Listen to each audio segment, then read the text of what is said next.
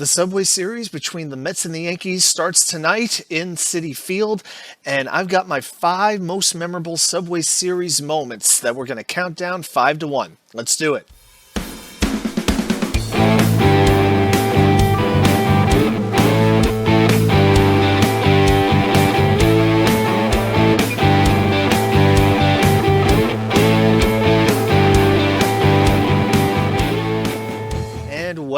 Well, welcome back to New York Sports WickerMedia. I'm Y2K99. Thank you as always for taking the time to watch these videos. If you're brand new, welcome aboard. Please like and subscribe. And if you're returning, welcome back. I really do appreciate it. So we've got a 2-game series starting tonight at Citi Field, Mets versus Yankees. And, you know, the first Subway Series started back in 1997, so this is now, I believe, the 27th year this would be of the Subway Series. So I am going to count down my 5 most memorable moments from the Subway Series, Mets versus Yankees. I'm not going to include any World Series moments because, to me, playoff baseball, that's its own category. We're going to leave that to the side. So we're going to start with number 5, and you're going to notice a lot of these moments are from a long time ago. I guess the more this series has gone on, it's like you get more and more used to it, I guess is the way it works. But my number 5 moment goes back to June 15, 2002.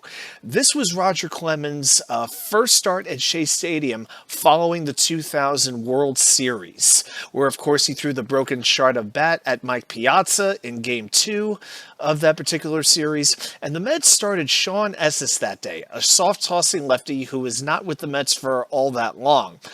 And the fact that the Mets had a pitcher who threw basically 88 miles an hour when he ramped it up at Clemens, to me, it seemed kind of ridiculous. So they did have him throw one retaliatory pitch that went right behind Clemens. It didn't even hit him.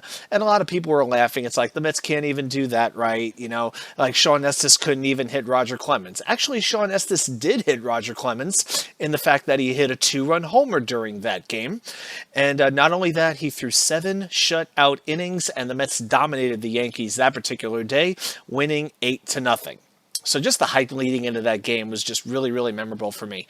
Number 4, we're going to go back a little bit to July 10th, 1999, when mattfranco, one of the best pinch hitters I've ever seen in my life, had a 2-out, 2-strike, 2-run game-winning single off the best closer of all time, Marianorivera. It gave the Mets a 9-8 win at Shea Stadium. And what was so interesting about this to me was not just that the Mets had a walk-off win off Marianorivera. They did that a couple of times, as a matter of fact. But the Yankees, going into that game in 1999, had won 124 consecutive games when they led after the 8th inning. And this victory by the Mets snapped that streak. So that was a huge thing to see happen. Number 3, I'm going to go with the Yankees' positive moment here. I'm going to be balanced. All right? So I'm going to go to June 28, 2009, when Marianorivera picked up his 500th career save. He became the second closer in the history of baseball to ever do that. The only other one to do it at that time was Trevor Hoffman. Now, this game, I remember, it just felt like slow death, really. So the Yankees led that game 3-2 going into the bottom of the 8th. Rivera had come into the top of the 8th to pitch to a batter. So then K-Rod is in the game, Franciscorodriguez, the Mets closer, and the Mets intentionally walked Derekjeter to load the bases with 2 outs, which makes sense because Rivera was actually scheduled to hit next.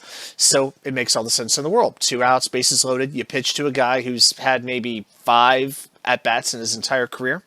Well, K-Rod has a little trouble finding the plate. He winds up walking Marianorivera in, and the Yankees get that insurance run. And even though the Mets did get 1 hit in their half of the 9th inning, it just never felt like they had a chance. And for our new closer, K-Rod, to walk Marianorivera and bring in the insurance run, it was a death feeling. It was just painful to see that happen. All right. So number 2, I'm going to go with daesungkoo. That's all I even need to say is daesungkoo. May 21st, 2005. You know, Koo, the Korean reliever, was only in the major leagues for 1 year, but he definitely had a very memorable moment. He'll always have that moment against one of the best pitchers of our generation, Randy Johnson. You know, I was listening to the radio at the time when this happened. I remember it was a weekend afternoon game. Howie Rose came on the radio and said, "Well, this ought to be cute," as Koo was leading off that respective inning. And then I found out later that Joe Buck and Tim McCarver, they were doing the TV broadcast on Fox, and it was a 1-1 count. And McCarver said, "I think it's safe to say that this is the biggest give-up at-bat of the season." Literally, as those words left McCarver's lips, God rest his soul, Johnson delivers a fastball, that three-quarter arm fastball that he had. Certainly didn't put a whole lot of mustard on it. But Koo swings the bat, and the second he made contact, the sound of it sounded so good, you knew this ball was going to go a ways. And the entire Yankee defense was playing in, the infield, the outfield, everybody. So Johnny Damon, I believe, was in center field. He had no chance to get this ball, which landed right around the warning track in right center field. Koo makes it to second base easily, and the crowd can't believe it. Davidwright is like, he is squawking like a falcon. He has this high shriek. He was mic'd up for the game. He is just going nuts. It was amazing. So Koo puts on the black warm-up jacket that he had. Josereyes comes up to bat. Mets are up 2-0 at this point. Reyes lays down a beautiful sacrifice bunt, and so Teixeira comes in from first base, and Jorgeposada has to field it, the catcher. He throws over to Robinson Cano, who's covering first base. It almost pulls him off the bag, but he stays on. The thing is, Posada came so far off the plate, and so did Teixeira. Teixeira was still too far away that Koo never stopped running. The third base coach never signaled for Koo to stop. Koo just kept going. The coach never signaled him to go either. Koo went on his own, and he made a huge dash for the plate.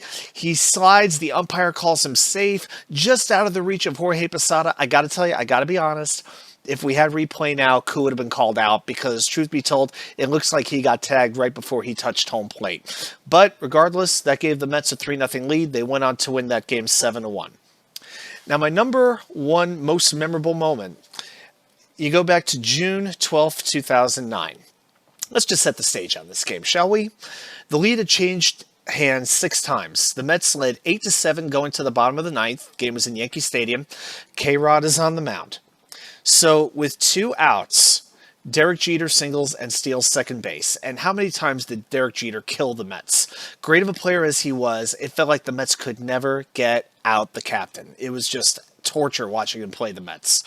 So Jerry Manuel, who's the Mets manager, decides to make a decision. He could either have K-Rod pitch to Mark Teixeira, switch hitter, who would represent the, in this case, the go-ahead run, the winning run, or you could face Alexrodriguez, who had been struggling at the time but is a right-handed hitter.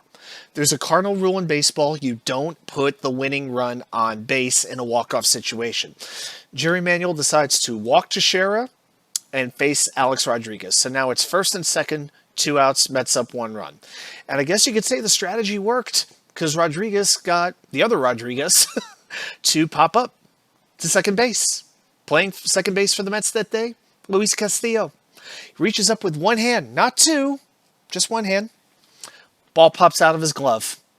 Ball falls to the ground. Jeter's already scored the tying run.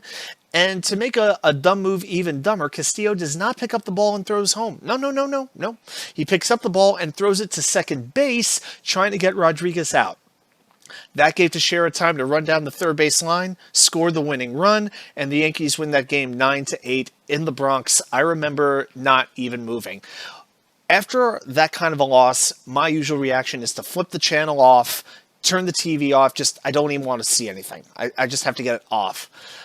I was frozen for about 10 minutes, 15 minutes. I couldn't believe it was real. I thought I was dreaming. I couldn't move a muscle. My jaw was just... It was absolutely stunning that they...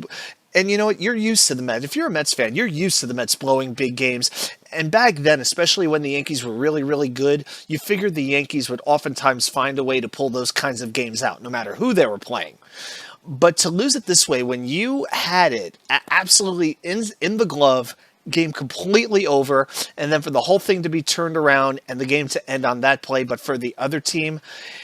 It was one of the most emptying regular season losses I can ever remember. It really, really was. So now we go on to the next edition. The teams will play 4 games against each other this year: 2 against Citi Field tonight and tomorrow, and then 2 more in Yankee Stadium. I think it's going to be September. I want to say it happens.